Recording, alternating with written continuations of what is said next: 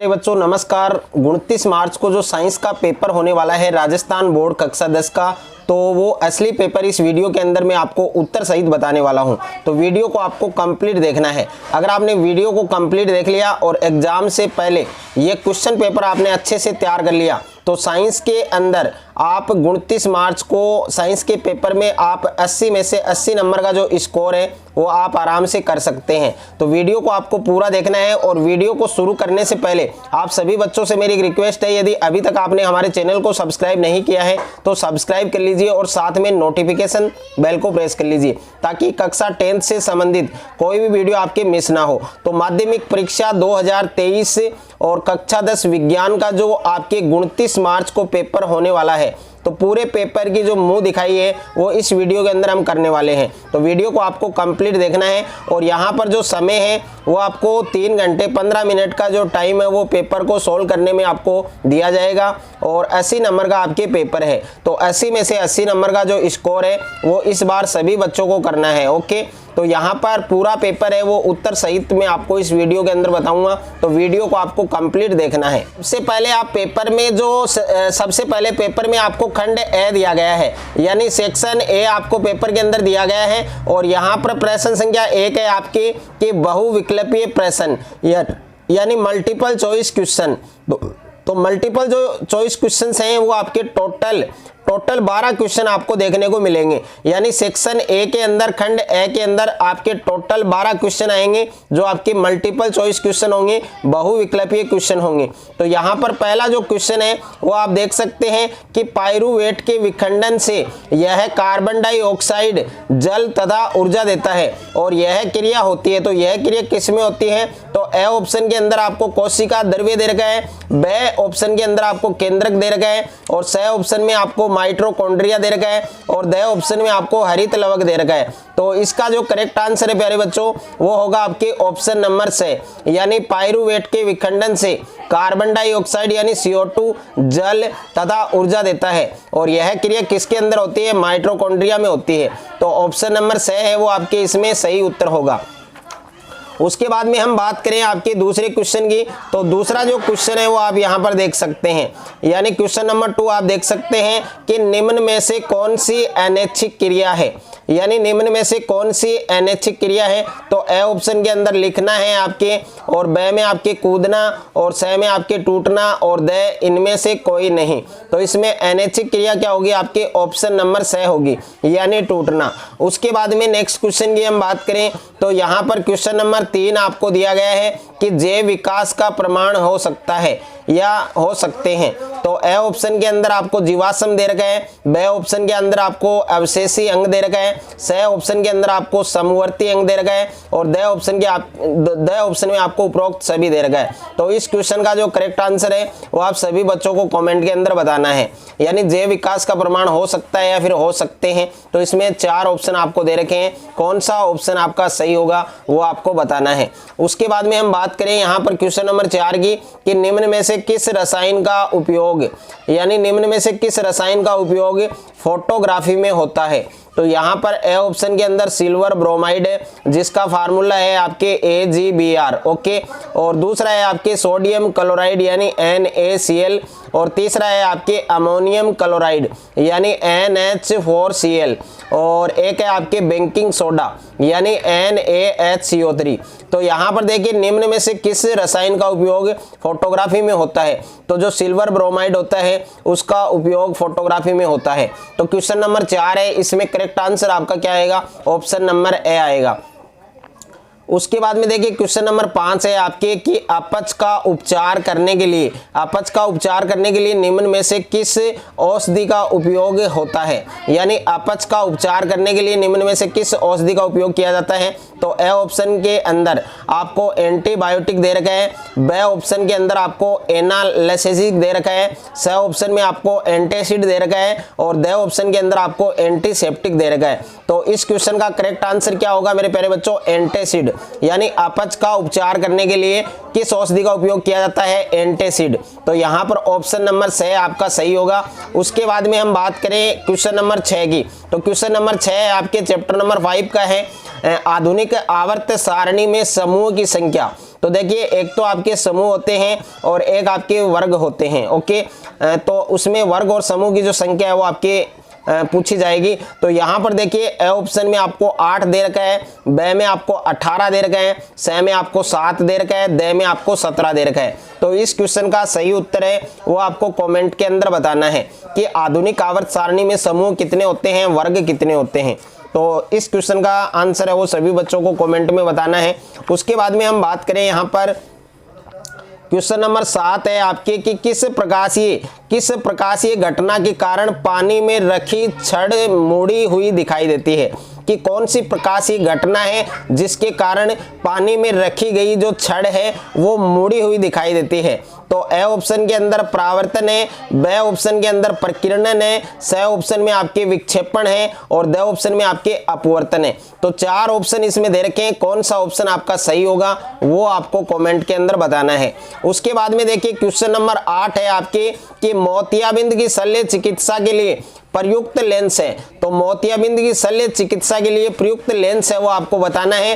तो A option के अंदर आपको उत्तल लेंस दे रखा है, ब ऑप्शन के अंदर आपको अवतल लेंस दे रखा है, स ऑप्शन के अंदर आपको इंट्राओक्यूलर लेंस दे रखा है जिसको IOL के नाम से जानते हैं, इंट्राओक्यूलर लेंस, और द ऑप्शन में आपके द्विफोक्सी लेंस दे रखा है। तो इस क्वेश्चन का सही उत्तर आपके क्या होगा, ऑप्शन नंबर स होगा। यानी मोतियाबिंद की शल्य चिकित्सा के लिए जो प्रयुक्त लेंस है उसको हम क्या कहते हैं, IOL कहते हैं, यानी इंट्राओक्यूलर लेंस कहते हैं। उसके बाद में देखिए क्वेश्चन नंबर 9 है आपके कि वाट किस भौतिक राशि का मात्रक है। तो यहाँ पर हम बात करें ऑप्शन नंबर ए की, तो ऑप्शन नंबर ए में आपको विद्युत शक्ति दे रखा है और विद्युत शक्ति का जो मात्रक है वो क्या होता है, वाट होता है, और इसको अपन किससे दर्शाते हैं, W से। और यहाँ पर अगर हम बात करें एक्स्ट्रा तो आवेश का मात्रक क्या होता है आपके कूलाम, और इसको अपन किससे दर्शाते हैं, C से। और विभव का मतलब है आपके विभव या विभवांतर, तो इसका मात्रक क्या होता है आपके वोल्ट। और उसके बाद में विद्युत धारा की बात करें तो विद्युत धारा का मात्रक है आपके एम्पियर। ओके, तो यहाँ पर देखिए आपको पूछा है कि वाट है वो किस भौतिक राशि का मात्रक है। तो वाट है वो विद्युत शक्ति का, यानी जो इलेक्ट्रिक पावर है उसका मात्रक होता है, उसका यूनिट माना जाता है। उसके बाद में देखिए क्वेश्चन नंबर 10 है आपके कि निम्न में से कौन सा अनवीकरणीय ऊर्जा स्रोत है। तो अनवीकरणीय ऊर्जा स्रोत आपको बताना है। तो ए ऑप्शन के अंदर आपको पवन ऊर्जा दे रखा है, ब ऑप्शन के अंदर आपको सौर ऊर्जा दे रखा है, स ऑप्शन में आपको जीवाश्मी ईंधन दे रखा है और द में आपको जल ऊर्जा दे रखा है। तो इसका करेक्ट आंसर आप सभी बच्चों को कमेंट के अंदर बताना है। उसके बाद में हम बात करें क्वेश्चन नंबर 11 की, तो क्वेश्चन नंबर 11 है आपके कि एक पारितंत्र में मानव है। तो ए ऑप्शन के अंदर शाकाहारी, ब के अंदर उत्पादक, स के अंदर आपके मांसाहारी और द में आपके सर्वाहारी। तो मानव वो क्या होता है, सर्वाहारी होता है। ओके, तो द ऑप्शन आपका सही होगा। उसके बाद में हम बात करें क्वेश्चन नंबर 12 की, सरदार सरोवर बांध है वो किस नदी पर निर्मित हुआ, यानी सरदार सरोवर बांध है वो कौन सी नदी पर निर्मित हुआ। तो ए ऑप्शन के अंदर आपके नर्मदा है, ब ऑप्शन के अंदर आपके गंगा, स में आपके यमुना और द में आपके घाघरा। तो इसका करेक्ट जो आंसर है वो आपको कमेंट के अंदर बताना है। उसके बाद में देखिए सेक्शन ए जो आपके खंड ए है उसमें जो दूसरा प्रश्न है वो इस टाइप का पूछा जाएगा कि रिक्त स्थानों की पूर्ति करो। तो इसमें रिक्त स्थान आएंगे और टोटल कितने क्वेश्चन आपको देखने को मिलेंगे, 6 क्वेश्चन, और प्रत्येक क्वेश्चन का जो अंक बार है वो कितना होगा, 1 होगा। और यहाँ पर पहला क्वेश्चन आपको पूछा गया है कि बेंजीन का रासायनिक सूत्र आपको रिक्त स्थान में लिखना है। तो बेंजीन का रासायनिक सूत्र होता है आपके C6 और H6। उसके बाद में दूसरा क्वेश्चन है आपके कि एक लैंगिक कोशिका कहलाती है। तो इस रिक्त स्थान के अंदर क्या आएगा वो आपको फिल करना है। और तीसरा प्रश्न है यहाँ पर फलों को पकाने में सहायक हार्मोन है। तो फलों को पकाने में कौन सा पादप हार्मोन सहायक है, तो इसमें आएगा आपके साइटोकाइनिन। क्या आएगा आपके साइटोकाइनिन। ओके, ये आपको ध्यान रखना है कि फलों को पकाने में कौन सा हार्मोन सहायक है, साइटोकाइनिन। उसके बाद में देखिए क्वेश्चन नंबर 4 है कांसा का उपयोग होता है। तो कांसा जो होता है आपके जो मिश्र धातु है, कांसा यहाँ पर मिश्र धातु है, तो इसका उपयोग किस में होता है वो आपको रिक्त स्थान में लिखना है। और क्वेश्चन नंबर 5 है प्यारे बच्चों विशिष्ट प्रतिरोध। अब देखिए एक्स्ट्रा जानकारी की हम बात करें तो विशिष्ट प्रतिरोध का दूसरा नाम होता है आपके प्रतिरोधकता, यानी विशिष्ट प्रतिरोध को प्रतिरोधकता भी कहते हैं। और यहाँ पर प्रतिरोधकता या विशिष्ट प्रतिरोध का अगर मात्रक है, आपके मात्रक पूछा गया है, तो इसमें आपको क्या लिखना है प्यारे बच्चों, ओम गुणा मीटर। क्या लिखना है, ओम गुणा मीटर, ये आपको ध्यान रखना है। ओके, उसके बाद में देखिए क्वेश्चन नंबर 6 है आपके, तो यहाँ पर क्वेश्चन नंबर 6 में आपको पूछा गया है कि परिनालिका में चुंबकीय क्षेत्र होता है, तो परिनालिका में चुंबकीय क्षेत्र कैसा होता है प्यारे बच्चों, एक समान होता है।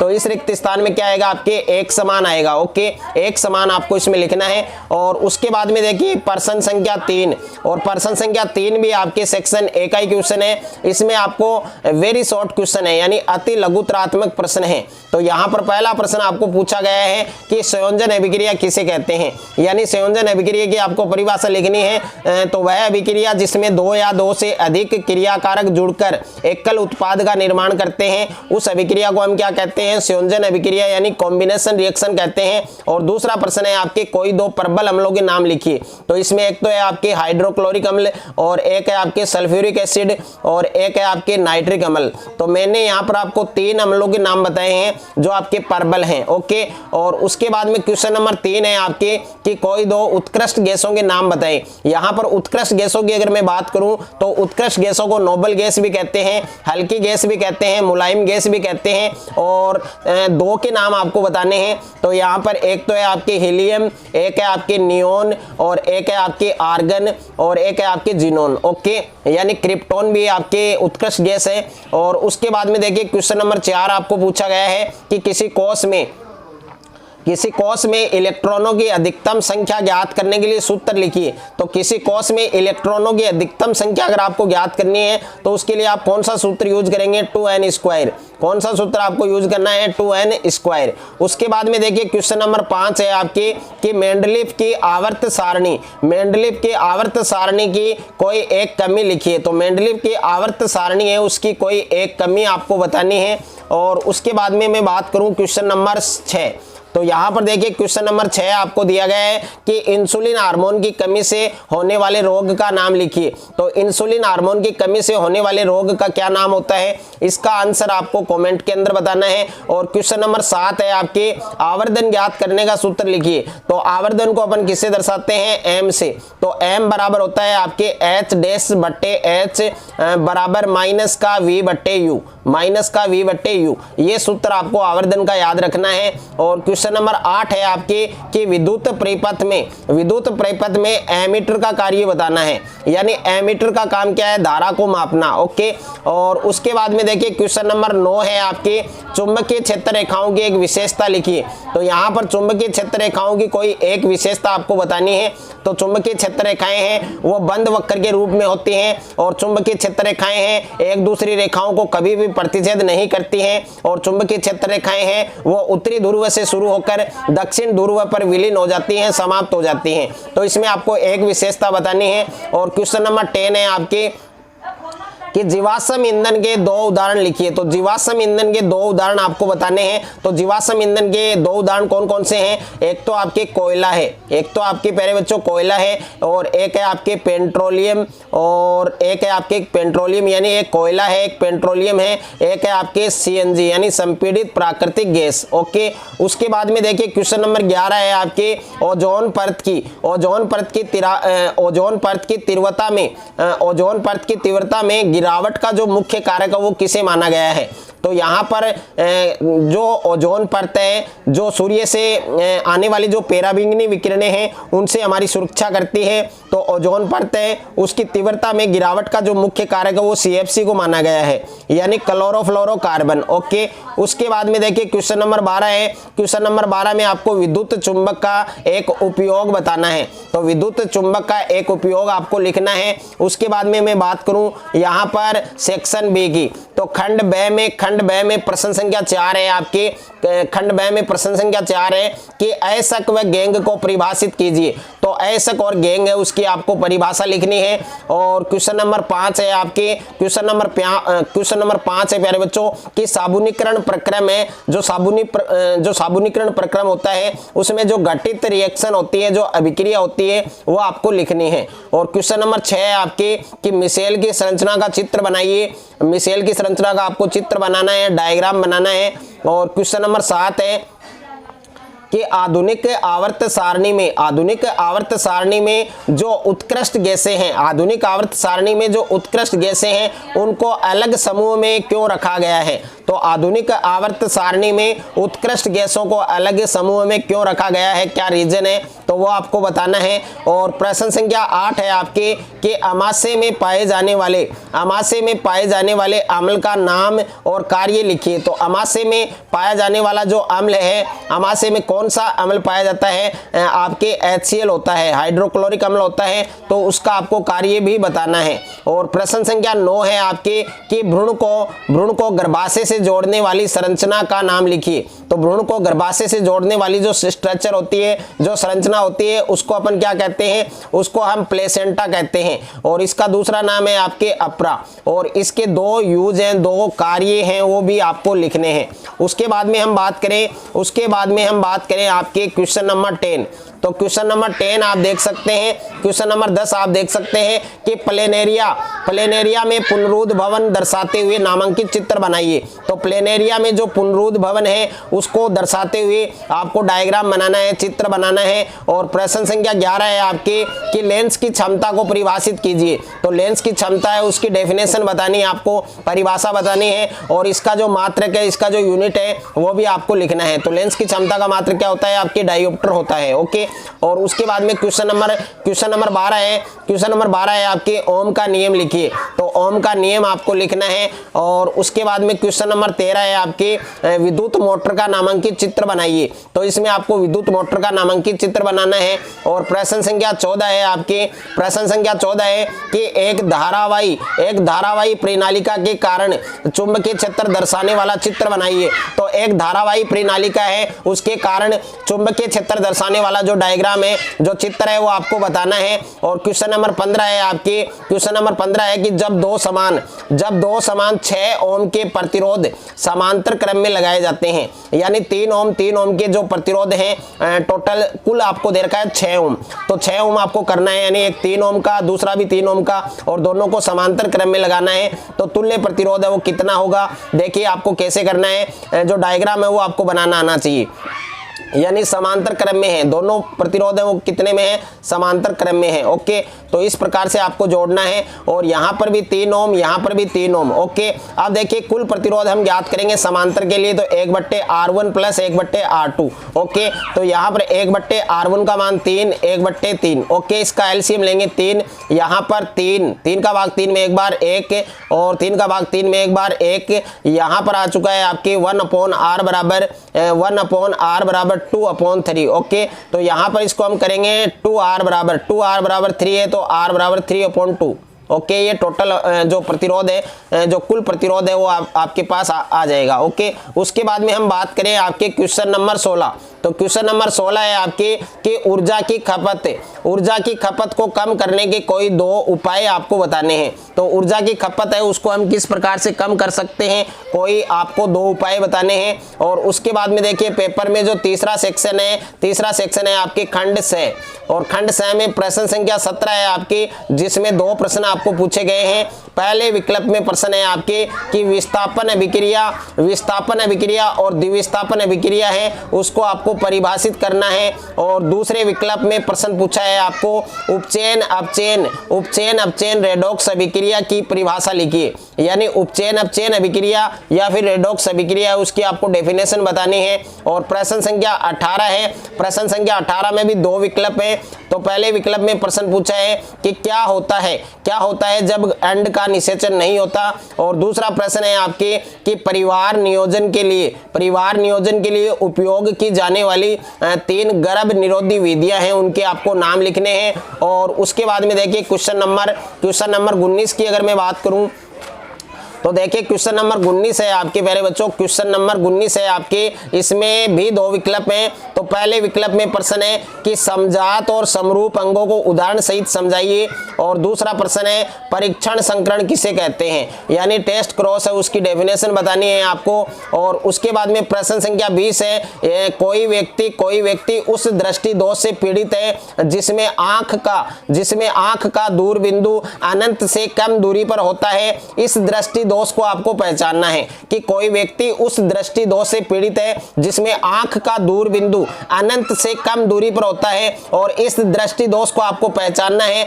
और इस दोष के प्रमुख दो कारण लिखिए, और किसी उपयुक्त लेंस का उपयोग करके इस दोष के संशोधन को दर्शाने के लिए आपको किरण आरेख बनाना है, यानी किरण जो चित्र है आपके वो आपको खींचना है। उसके बाद में देखिए प्यारे बच्चों में बात करूं आपके सेक्शन डी की, खंड द की, तो खंड द में प्रश्न संख्या 21 है जिसमें 3 विकल्प दिए गए हैं। पहला विकल्प है आपके ब्लीचिंग पाउडर है, ब्लीचिंग पाउडर का रासायनिक सूत्र आपको बताना है। ब्लीचिंग पाउडर का दूसरा नाम होता है आपके व्यंजक चूर्ण, जिसका केमिकल फॉर्मूला होता है आपके CaOCl2, ओके। और उसके आपके दो उपयोग भी आपको बताने हैं। और दूसरा प्रश्न है आपके प्लास्टर ऑफ पेरिस की जल के साथ अभिक्रिया लिखिए, तो प्लास्टर ऑफ पेरिस के आपको जल के साथ रिएक्शन करनी है। और तीसरा प्रश्न है कि कोई दो प्राकृतिक सूचकों के नाम लिखिए, तो कोई दो प्राकृतिक सूचक उनके नाम आपको लिखने हैं। और उसके बाद में अथवा में क्वेश्चन है जिसमें पहले विकल्प में प्रश्न दिया गया है कि अम्ल और क्षारक की जांच के लिए जो प्रयुक्त स्केल है उसका नाम लिखना है, तो प्रयुक्त स्केल कौन है आपके pH, ओके। और दूसरा प्रश्न है धावन सोडे का रासायनिक सूत्र लिखना है और एक उपयोग बताना है। और तीसरा प्रश्न है कि कोई दो संश्लेषित सूचकों के नाम लिखिए, तो कोई दो संश्लेषित सूचक है आपके, एक तो मेथिल ऑरेंज है प्यारे बच्चों, और एक है आपके फिनोल्फ्थेलिन, ओके। उसके बाद में मैं बात करूं आपके नेक्स्ट क्वेश्चन की, तो यहां पर क्वेश्चन नंबर 22 है आपके, क्वेश्चन नंबर 22 है आपके, इसमें क्वेश्चन पूछा गया है कि मानव उत्सर्जन तंत्र के उस भाग का नाम लिखिए जिसमें क्या पाए जाते हैं, वृक्काणु पाए जाते हैं। और वृक्काणुओं की संरचना और उनका कार्य आपको लिखना है, और मानव उत्सर्जन तंत्र का नामांकित चित्र आपको बनाना है। उसके बाद में अथवा में प्रश्न है आपके, अथवा में प्रश्न बच्चों इसमें दो विकल्प में प्रश्न दिया गया है कि प्रकाश संश्लेषण क्या है, और प्रकाश संश्लेषण प्रक्रम के दौरान होने वाली जो 3 घटनाएं हैं उन तीनों घटनाओं को आपको समझाना है। और दूसरा प्रश्न है आपके कि वायवीय और अवायवीय श्वसन है, उसमें आपको डिफरेंस लिखना है, अंतर बताना है। और उसके बाद में देखिए प्रश्न संख्या 23 है आपके, जिसमें पहले विकल्प में प्रश्न है कि अवतल दर्पण के दो अनुप्रयोगों की सूची बनाइए, यानी जो अवतल दर्पण है उसके 2 उपयोग आपको बताने हैं। और उसके बाद में ब ऑप्शन में प्रश्न है आपके, यदि दर्पण और मुख्य फोकस के बीच की दूरी कितनी है, 15 सेंटीमीटर, तो दर्पण की वक्रता त्रिज्या ज्ञात करनी है। और तीसरा प्रश्न है कि किसी अवतल दर्पण के ध्रुव तथा फोकस के बीच स्थित किसी बिंब के दर्पण द्वारा बने प्रतिबिंब के प्रकार को दर्शाने के लिए किरण आरेख खींचिए। और अथवा में प्रश्न है प्यारे बच्चों, अथवा में प्रश्न है आपके, जो पहले विकल्प में प्रश्न दिया गया है कि प्रकाश के अपवर्तन को परिभाषित कीजिए तथा अपवर्तन के नियम लिखिए। और दूसरा प्रश्न है बच्चों आभासी प्रतिबिंब तथा वास्तविक प्रतिबिंब में आपको अंतर बताना है। और उसके बाद में देखिए यहाँ पर जो कंप्लीट पेपर है वो मैं आपको दे चुका हूँ। अगर आपने इस पेपर को एग्जाम से पहले अच्छे से आपने तैयार कर लिया तो 29 मार्च को साइंस का जो पेपर है उसमें आप तहलका मचा दोगे। और 80 नंबर का पेपर है, तो 80 में से 80 नंबर का जो स्कोर है वो सभी बच्चे करके आएंगे 29 मार्च को। तो वीडियो को आपको ज्यादा से ज्यादा बच्चों के साथ शेयर करना है, ज्यादा से ज्यादा वीडियो को लाइक करें, और चैनल पर आप नए हैं तो चैनल को आप सब्सक्राइब करें, साथ में नोटिफिकेशन बेल को प्रेस करें।